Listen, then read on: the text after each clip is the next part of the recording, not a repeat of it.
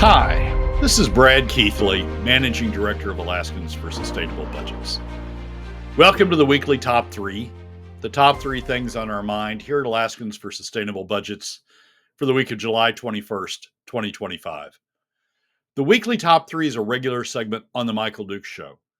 The show broadcasts on both Facebook Live and YouTube Live, as well as via streaming audio from the show's website, weekdays from 6 to 8 a.m. I join Michael weekly in the first hour of Tuesday's show from 6:10 to 7 a.m. for a discussion between the two of us about our 3 issues. We post the podcast of our discussion following the show on the Alaskans for Sustainable Budgets Facebook, YouTube, SoundCloud, Spotify, and Substack pages. Also on the Alaskans for Sustainable Budgets website, as well as the projects page on national blog site, medium.com. You can find past episodes of the weekly Top 3 also at the same locations. Keep in mind that in addition to these podcasts, during the week, you can also follow and participate in the discussion with us of these and other issues affecting Alaska's fiscal and economic condition by following us on the Alaskans for Sustainable Budgets Facebook page and through our posts on Twitter. This week, our top 3 issues are these. First, we discuss the significant state revenue downside of Conoco's and others' new exploration programs. Second, we explain why the gas pipeline is not a fix to Alaska's broken fiscal foundation. And third, we discuss how the One Big Beautiful Bill may make state-level K-12 funding issues even more complicated. And now, let's join Michael. So, Brad, let's start off with the weekly topics this week. We've been hearing a lot about drill, baby, drill. We've been hearing a lot about the president and his executive orders opening up the state and how we're saved. It's all going to be great. Don't worry about it. And yet, maybe not as great as we thought it was. There's a downside to drill, baby, drill. Give it to us.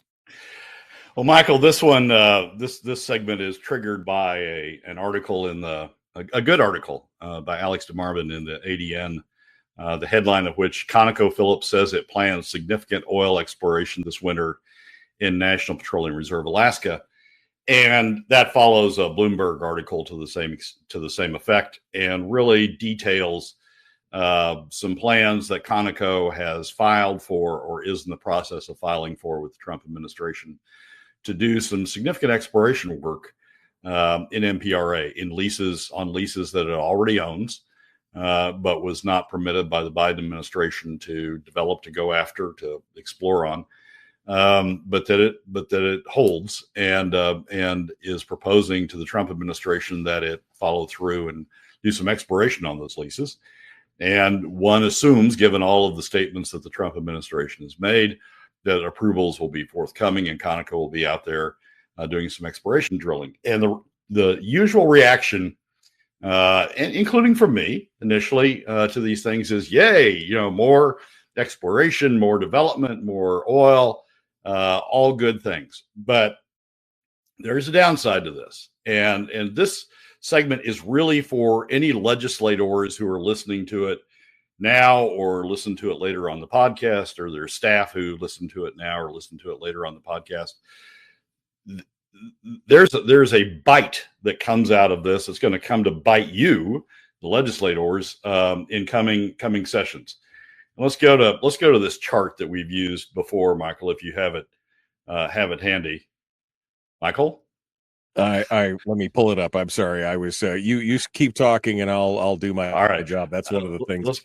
Let's go to this chart that we've used before with respect to the impact on oil taxes, oil revenues, rather, from development drilling. And there's several things that go on. Yes, out in the future when oil's produced, ultimately they do produce the drilling and the additional oil does produce additional revenues.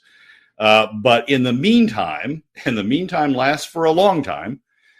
In the meantime, there's a significant hit. This is a chart we've used before. It shows on top the projections of production volumes over the next decade, according to the spring revenue forecast, the most recent revenue forecast from the Department of Revenue. The blue line on top is total production. The red line is production from state lands. And then on the bottom, the dashed lines are the revenues projected from oil production over the next decade, also from the spring revenue forecast. The dashed red line are royalties, that is royalty revenues from state lands. The dashed blue line is production taxes. And production taxes have historically been a significant segment of revenues. But you can see over the next decade, according to the spring revenue forecast, that production taxes are on a significant decline that continues until 2032. And then when they jump back up, they don't jump back up to the levels that we had. They jump up to less than 50% of the levels that we had in 2024. And the levels in 2024, if you went back 10 years, those levels in 2024 are even higher yet over the last decade. So there's three things that are driving the reduction in production taxes, which is significantly hitting the revenue side of the budget. One is the per barrel credits that everybody talks about and complains about, but the per barrel credits really only kick in when you have production, and they're not that significant. They trigger off of what your tax obligation is, so they're not that significant if your tax obligation's down. There's two things that are driving the tax obligation down before the per barrel credits come in. One is gross value reduction. So the way that SB 21 set up the tax structure, it incentivized new oil from areas that hadn't been producing before, incentivized new oils by reducing the tax value applicable to those volumes. In a sense, it gives new oil a credit and subjects it to a lower tax take than old oil. So as you see new oil replacing old oil, the tax is going down, tax revenue is going down because the per barrel revenue from that new oil is lower than the per barrel revenue from the old oil. And that's due to the gross value reduction, the GVR. The third thing, and this is the thing that I want to emphasize with respect to this new drilling that Conoco is announcing, or the new drilling that anybody announces. The third thing is costs. In the calculation, we have a net profits tax in the state of Alaska. So in the calculation of the revenue subject to tax, or your income subject to tax, the producers get to deduct expenses, both operating expenses and capital expenses. Unlike in the normal world, the normal tax world, where capital expenditures are amortized over a period of time, 3 years, 4 years, 5 years, whatever. Under the oil tax code, capital expenditures are completely deductible in the year in which they occur. So you get 100% tax credit for capital expenditures. So when this chart, the reduction in the dashed blue line over time, what you're seeing is the impact of the capital expenditures, significantly an impact of the capital expenditures that are being spent to develop the additional oil that you see coming on toward the end of the 10-year period. The more capital that's spent, the bigger the deduction, the lower the revenue that the state gets out of oil. And so when we start talking about, oh, great, there's going to be new expenditures, that's good for a lot of purposes. But what it's going to do to this chart is drive the production tax revenue even lower. And to the extent that drilling continues beyond the end of the period, it will continue to drive the production tax revenues lower because the producers are able to deduct that that capital expense on an annual basis. Even if so, one question out here is PICA. What's PICA doing this? PICA isn't doing anything to this chart until it starts up, because Oil Search is not paying, their Santos now is not paying any oil taxes. It doesn't have any significant production. I don't think it has any production, but it doesn't have any significant production through the first part of the period. It's drilling up the PICA field. Once PICA starts, then what Oil Search is able to do, or Santos is able to do, is to take all that accumulated capital expenditures that they've made, all those accumulated expenses that they've incurred, and start using them as credits against future production, or as deductions against future productions. So even once the field starts up, we won't get significant production tax revenues, because they will have these accumulated deductions that they're able to use to offset revenues, oil revenues, into a significant period in the future. So the downside of this, and what state legislators and those who are concerned about budget issues need to focus on, or need to understand, is when you see an announcement about increased exploration, increased spending, increased development, good in the long term. Once we finally get out of the period where they're spending a lot, good in the long term. But in the short term, and by short term, this really, we really mean 10 years. In the short term, it makes our state budget issue even worse by continuing to push down on production tax take by the state. So keep in mind, when you see these headlines, great, drill baby drill, isn't that wonderful, and all that sort of stuff. But also keep in mind that the boomerang on this is in the foreseeable future, we're going to continue to have low production tax revenues, which is a major component of oil revenues, and is going to continue to drive those revenues down. So it means continued budget problems for an extended period as we continue to have producers out there, particularly current producers like Conoco, producers out there drilling and spending money on new projects. So the too long don't read on this whole thing, including the chart, is what we have more production coming, but lesser revenue. And that is driven specifically by the way that the taxes are currently structured, because they can, not only is it net profit, but they can amortize it immediately instead of taking it out and depreciating it over a period of time. And that is the major concern here, is that if we had a different tax structure, we could be having a larger take as the owners in the short and the long term. Is that correct? Yes. What we've designed is a tax structure that pushes Alaska's take, at least from oil taxes, pushes Alaska's take out into the future.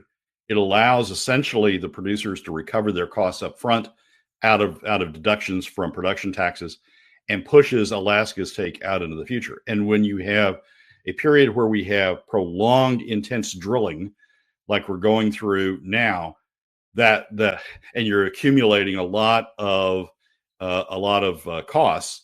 When we have a period like that, we're pushing Alaska's take way out into the future. So, right. Nice for legislators maybe in the 2040s and 2050s. Not so good for legislators in the 2030s and early 2040s. There's a question here. It says, Frank is asking, how many barrels of oil is the chart based on? I'll be right back.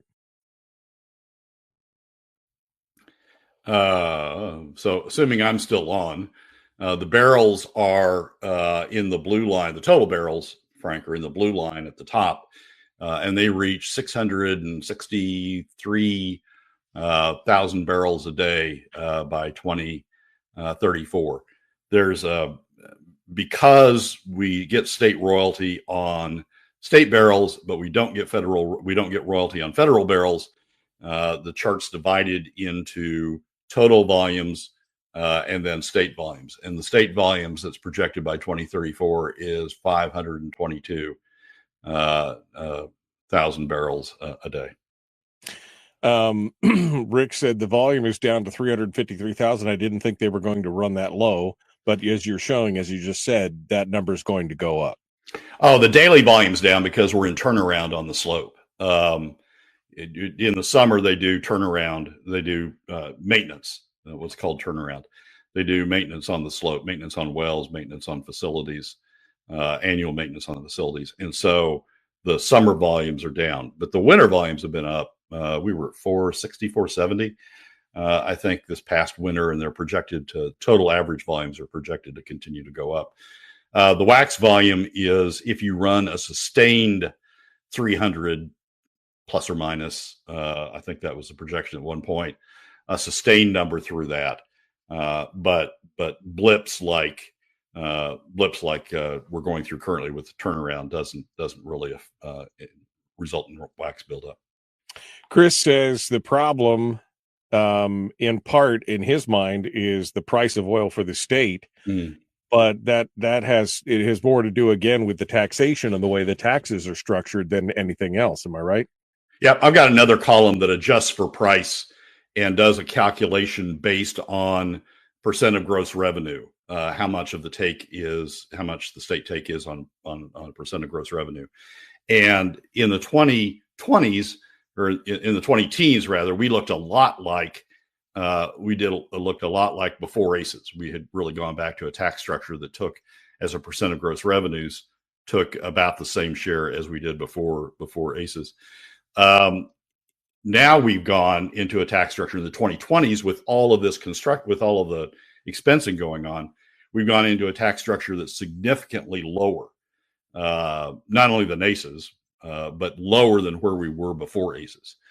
We have as a percent of revenue, we have a percent of gross revenues, we have a decline going on as a result, largely of what's going on with production taxes. So you can calculate, you can make it neutral as to whatever the price is by using percent of gross revenues, what the state's take is as a percent of gross revenues. And when you do it that way, it's also showing the same thing as this chart, that we're having a dive in state revenues. We're continuing now. Brad Keithley, Alaskans for Sustainable Budgets, in the weekly top 3. We're moving on to number 2 as life continues to be interesting for us here.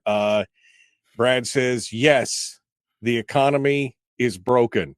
And no, AK LNG won't fix it. This is based on a headline from a Seth Church opinion piece in the ADN. Now, I've known Seth for a long time, and he's very optimistic most of the time. Alaska's financial foundation is broken. He says the gas pipeline might fix it. And you're like, yes, it is broken. And no, it won't. You are such a downer, Brad. What the heck? Give us the thing here. Exactly. I'm such a whatever the heck it is, you said. You're such a downer, dude. So Seth's article is broken into 2 parts. Seth's op-ed is broken into 2 parts. And the first half of it is a recitation of all the problems with Alaska's financial foundation. And by that, he means the budget's revenue foundation, the revenue foundation underlying the state budget. And he does a good job of really laying out all of the problems with where we are. He doesn't include the segment we just, or the issue from the segment we just discussed, which is that increased drilling comes back to bite the state budget in the near term. He doesn't even include that one, but does a pretty good recitation. And then he flips over about halfway through and talks about the solution, that the solution to that might be the gas pipeline. And it takes a lot of optimism to think that the gas pipeline is going to be a significant contributor to Alaska's revenue side. When you look at the economics of the gas pipeline anymore, it's all predicated on a gas price of the price for gas into the pipeline of $1 an MCF. This is against world prices of, currently Henry Hub's around $4. and other prices and other locations are different, but none of them are down to $1.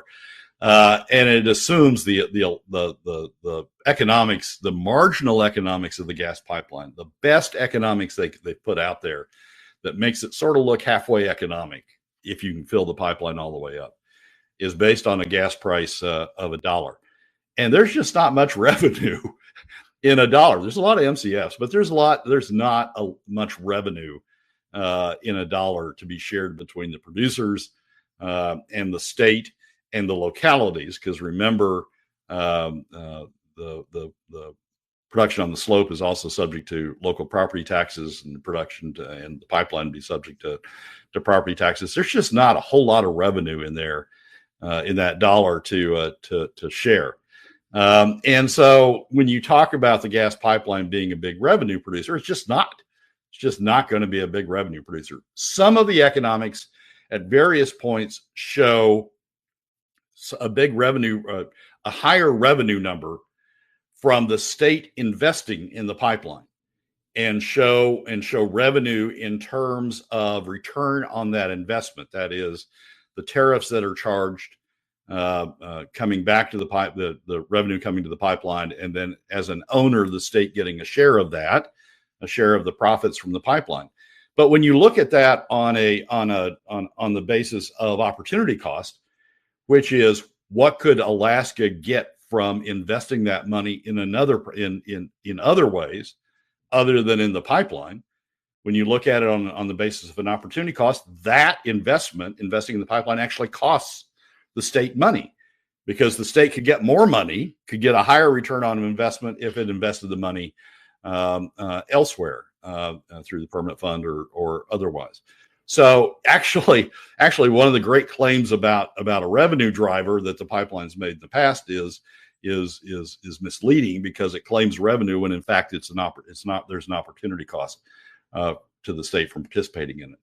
The big impact from the pipeline that most people talk about when they talk about its economic justification is from the jobs not only in the construction of the pipeline, but also the jobs in the operation of the pipeline once the pipeline's underway.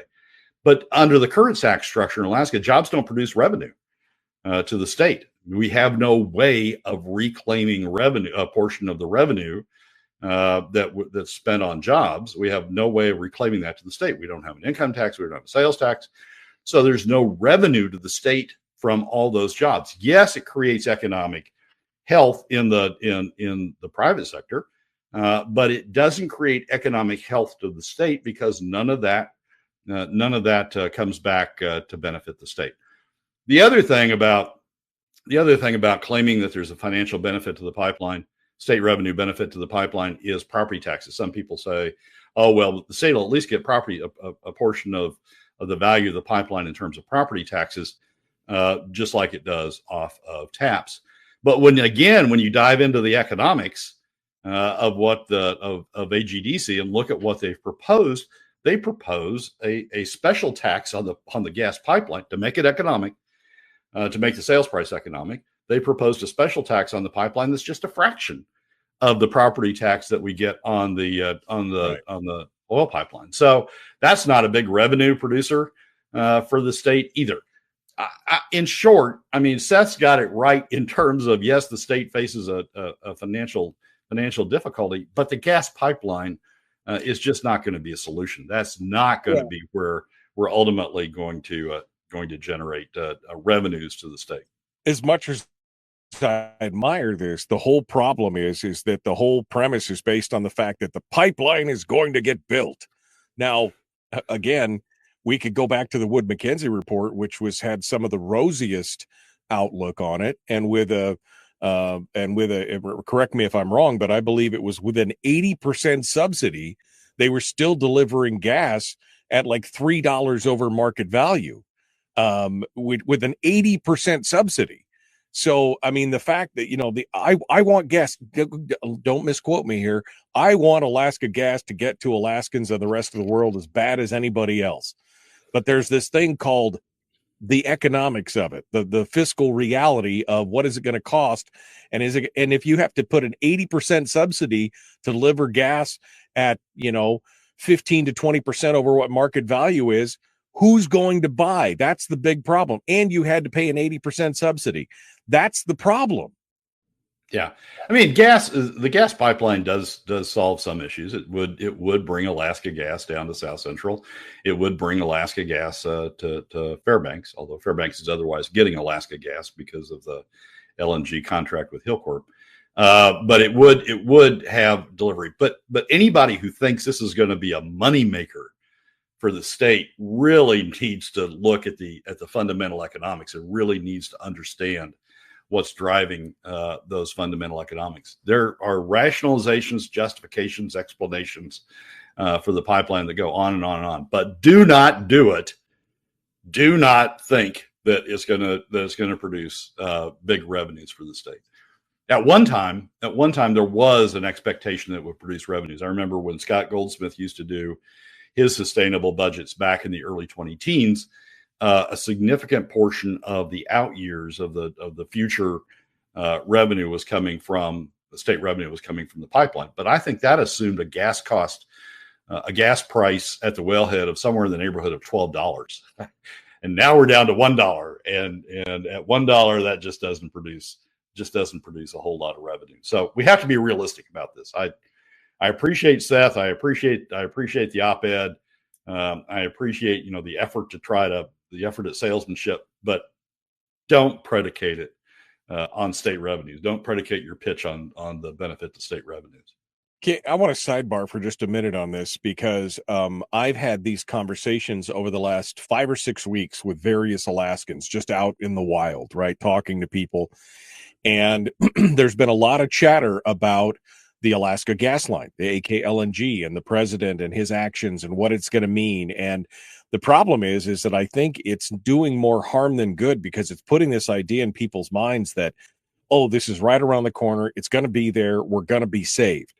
And then when I start asking questions about things like, well, but did you know that the economics is this? And did you know that, the Wood Mackenzie report and the problem? And they're like, oh, no, we had no idea. So it's a dangerous thing to pump everybody up. Like this is going to be the thing that's going to save us. And it's right around the corner. And, Glenn Farn is in there and all. But the thing is that what you've got to get companies to invest in it. And they're not going to invest unless they make money. And that's the problem, is that there is no money to be had in the construction and operation, maybe in the hiring, and there's an economic boon there. But other than that, you're not going to get people to pony up the money up front. Yeah, no, it's. I mean, every day there's an announcement, or every week there's an announcement of a new contract or a new project for U.S. LNG, but it's all based on the Gulf Coast production. It's all based on Gulf Coast LNG plants. And now it seems like there are a number of announcements with respect to Canadian LNG, but it's Canadian LNG. So it's not, Alaska is not in the conversation. I mean, we talk about Korea or Japan. Well, Korea's political environment is all screwed up. Japan's political environment with the recent election they had over there is all screwed up.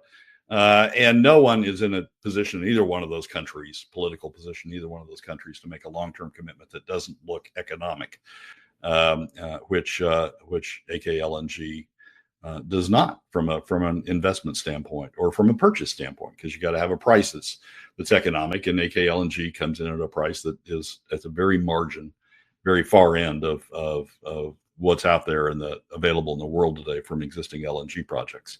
So there's an opportunity cost, another opportunity cost. There's an opportunity cost that we're incurring by all of this buildup about AKLNG. People, are focusing on that, like Seth.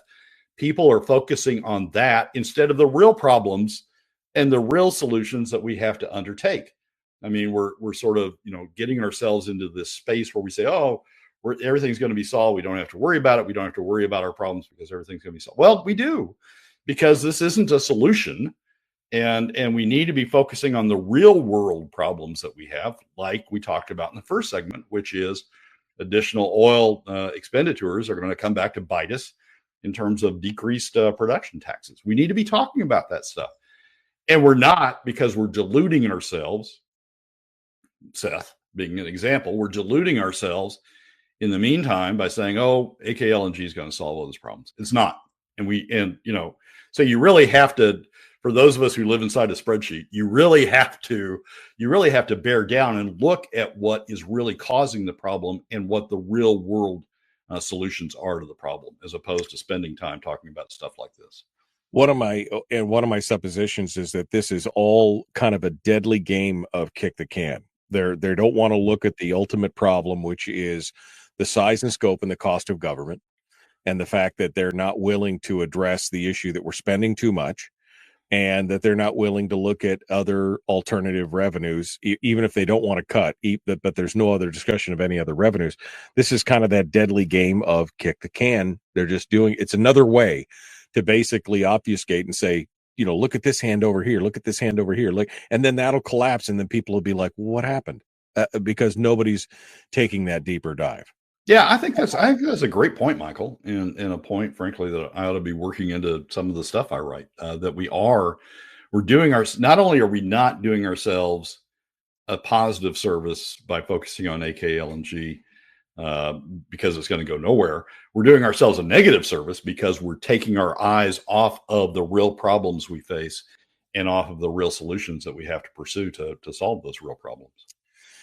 Okay, we're on our way to number 3 of the weekly top 3. Brad Keithley, Alaskans for Sustainable Budgets. Why you got to be such a downer, Brad? It's just, but that's the thing, that we just keep getting fed bread and circuses. That's what I hate. That's what I hate about this whole discussion of AKLNG, is that it's just kind of a distraction from the major problem, which is we are spending too much in this state. That's as much as we'd like it, if we had that money freed up, we wouldn't be so stressed about AKLNG and other things. So Brad, not so that they could say that we're just, again, such downers and negative Nellies or whatever that they want to say out there. But I mean, so what's the solution to the gas pipeline? I mean, if you were emperor for a day, let's give some solutions, right? Instead of just bitching about things, let's give some solutions. So what would be the solution if you were king for a day, emperor of the world, and you could make this happen? What is it going to take to get a gas line here, or how would you fix this problem? Well, basically the fix of the gas pipeline is the greater fool theory. Can you find somebody with a bunch of money that's willing to pay for the cost of the pipeline, invest in the pipeline, and essentially subsidize it by accepting below market returns in its operation, and in fact, not only subsidize it by accepting below market returns, but subsidize it also by committing to purchase a huge amount of volumes from the pipeline in order to keep the volumes flowing, keep the whatever revenues there are flowing, even if world prices for other opportunities are lower, nevertheless commit to purchasing volumes from the pipeline. And that's, I hate to say this, but it's the truth. I mean, basically the entire Trump approach has been the greater fool theory. Are Taiwan, Japan, Korea, Thailand, are they all willing to be the greater fool by investing in this thing and making purchase commitments of this thing, sort of regardless of how it stacks up in the world market? And interestingly enough, he hasn't found the greater fool. We haven't found the greater fool out there willing to do it. Glenfarne, I mean, people say, oh, well, Glenfarne's on board. That must mean something. What Glenfarne's doing is investing very little, sort of on a bet. And the bet is they get 75% of the equity for a very small investment, 75%. And the bet is that we find the greater fool, and they're able to turn this thing into a real thing. But if the bet turns out not to come true, they haven't invested that much money in it. They've invested some time, some resources, some money in it in terms of going to FID and that sort of stuff, but they haven't invested that much. And it's just sort of a bet that maybe this thing will pay off. And that's what you find in the private equity world. You find people who have enough money that they sort of bet on these marginal projects. If one of them hits, great, I make even more money. If it doesn't pay off, it's a tax write-off. And that's really what's going on here. So if I was the king of the world, I guess I would try to find the greater fool and convince them this thing is a good thing and they ought to invest in it. The thing that Senator Sullivan's been talking about, the U.S. government, so it's a national defense issue. We need to have gas for these military installations in Alaska, and so it's really a national defense issue. And so we ought to get the Department of Defense, the Pentagon, to invest in it. It's another form of the greater fool theory. I mean, yes, except we're the greater fool because we're the taxpayers paying for it, is what you're saying. Yeah, but that's what it is. I mean, it is. I've seen this in the business world throughout my entire career, and sometimes you find the greater fool, and they invest in it. And so all of a sudden, your bet paid off. But that's what we're dealing with here. Some suggest that we wait on. I think Harold suggests this on occasion, that we look at setting up an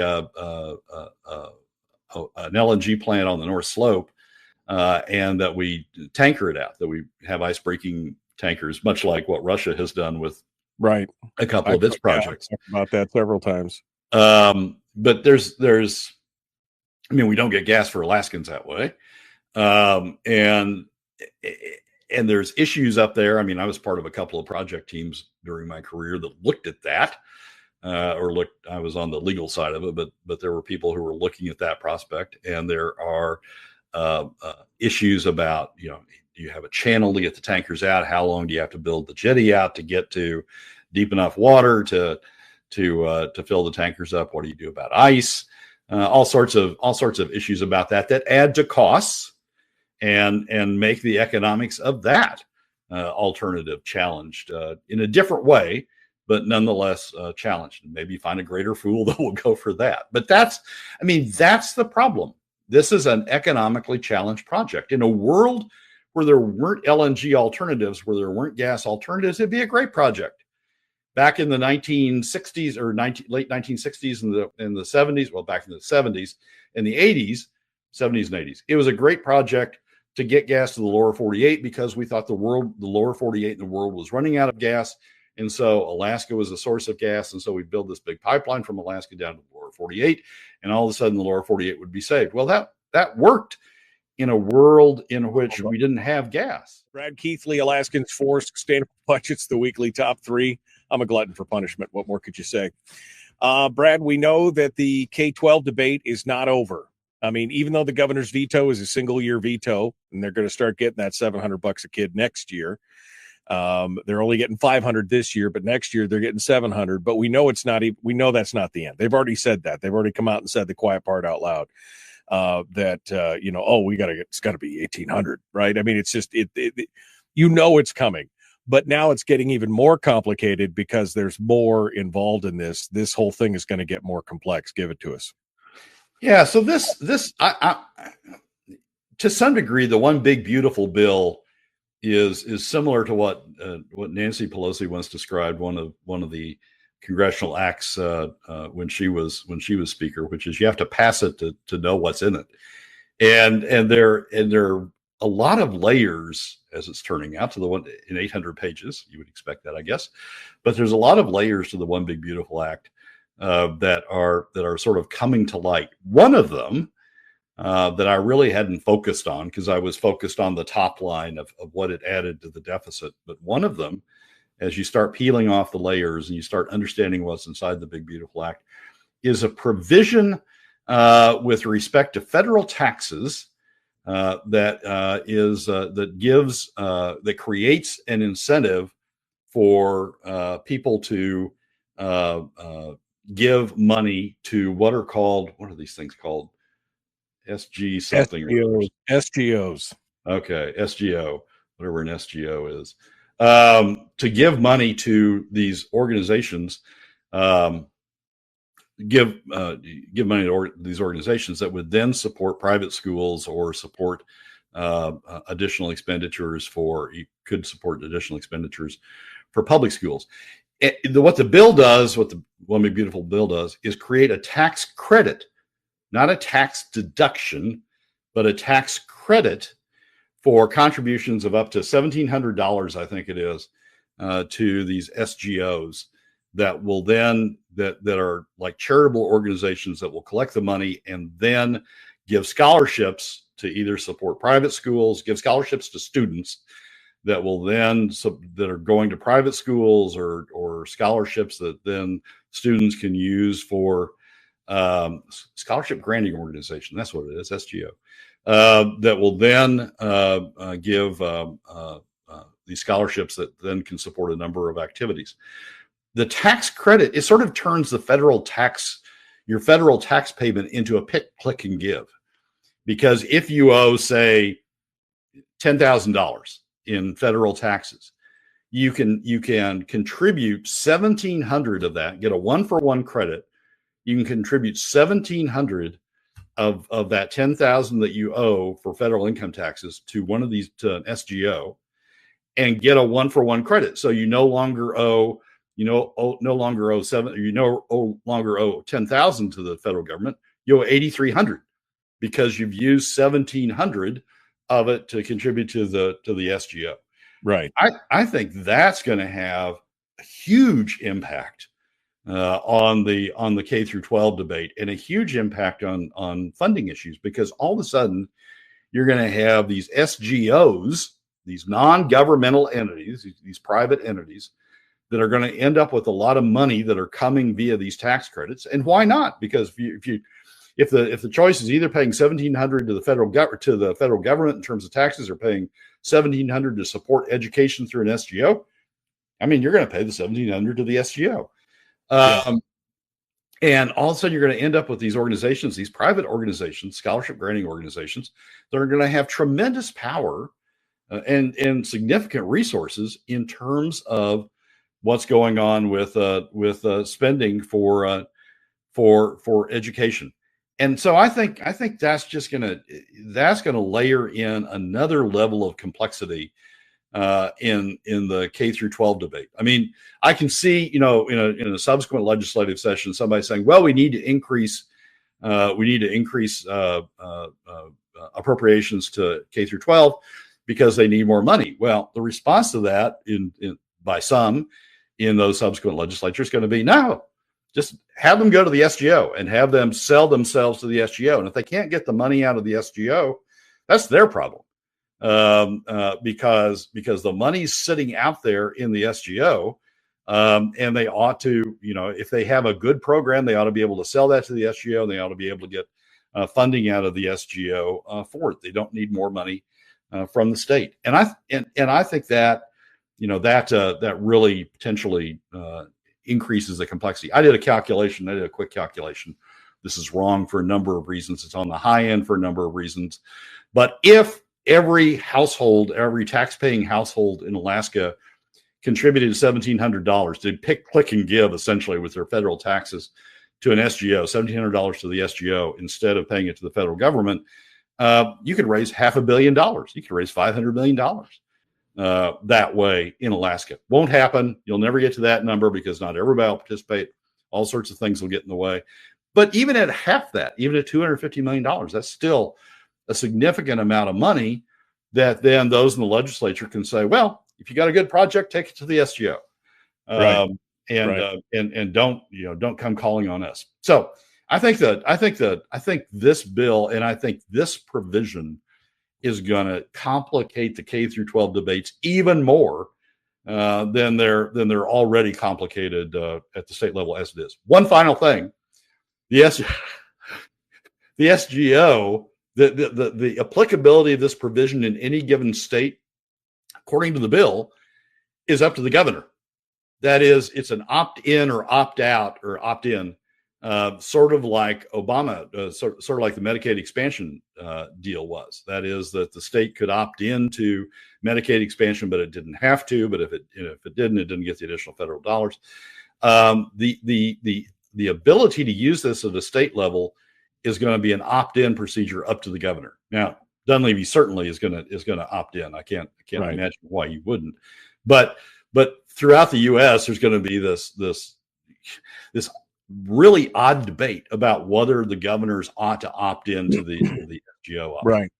Well, the red state governors will more than likely immediately jump on board, but the blue state governors are going to have a hard time because the education industry, the unions and everything else are going to be fighting back against this because they don't want the competition. They don't want to have to compete for those dollars. They just want them to be plonked in their account and shut up and sit down and give us the money. And so it's going to create some interesting situations. But like you said, if I'm a taxpayer and I've got a tax bill and this essentially costs me nothing because I'm going to owe it one way or the other, hell yes, I'll write a check to an SGO versus writing it to Uncle Sugar for that kind of stuff, because that makes sense. I mean, why wouldn't you at that point? And so it's going to create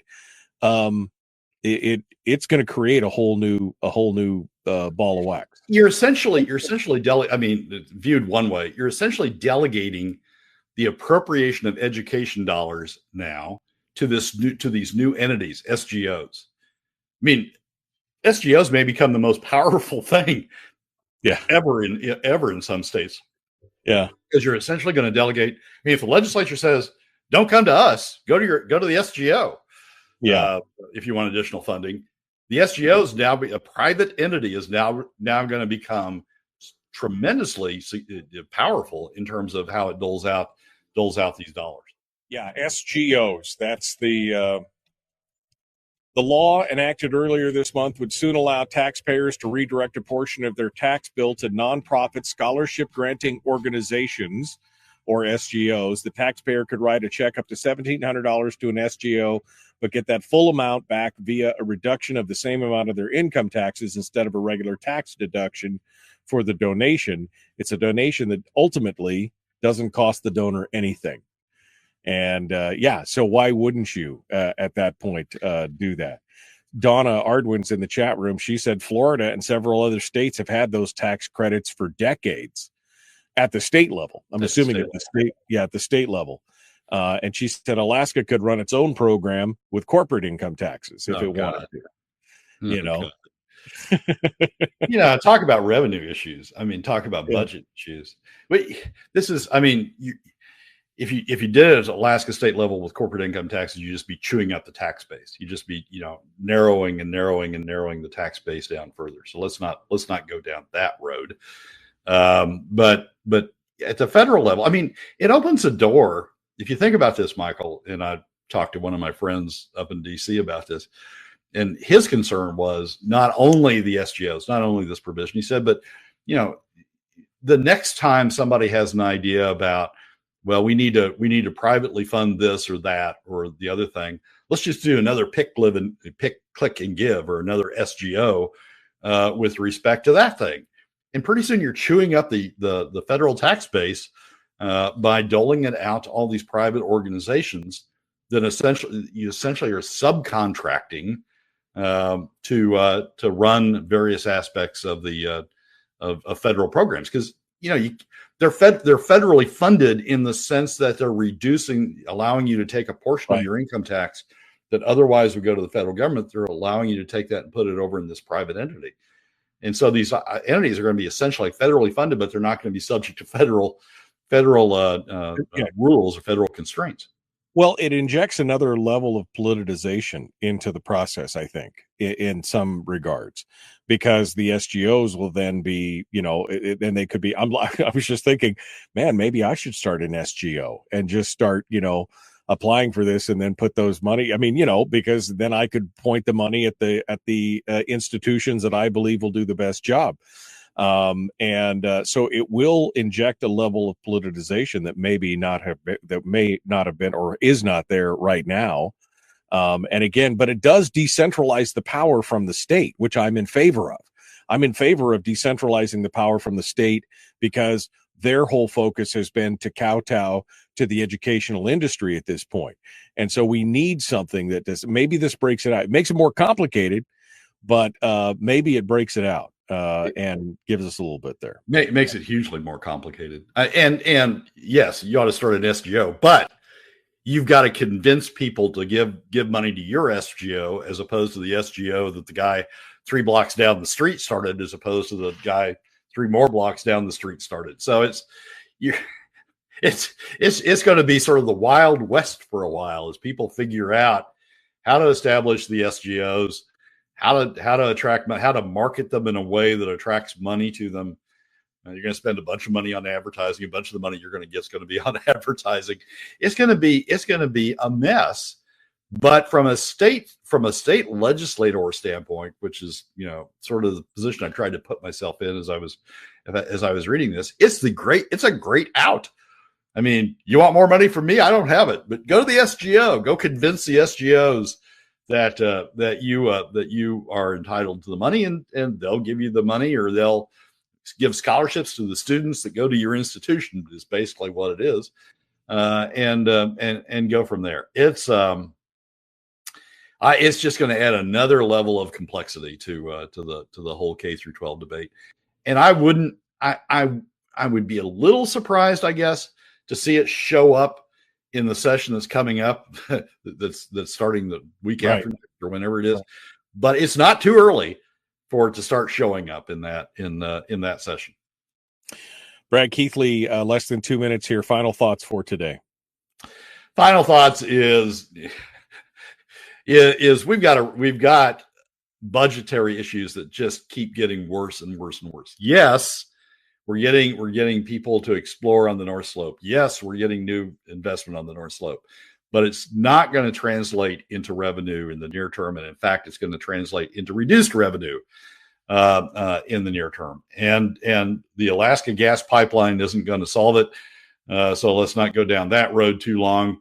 Not divert our attention too long on that. SGOs might be part of the solution. And they're going to be worth more discussion and more thought as we go forward. Kevin just said, final thoughts. Do we encourage the greater fool or scare them away? That's the question there.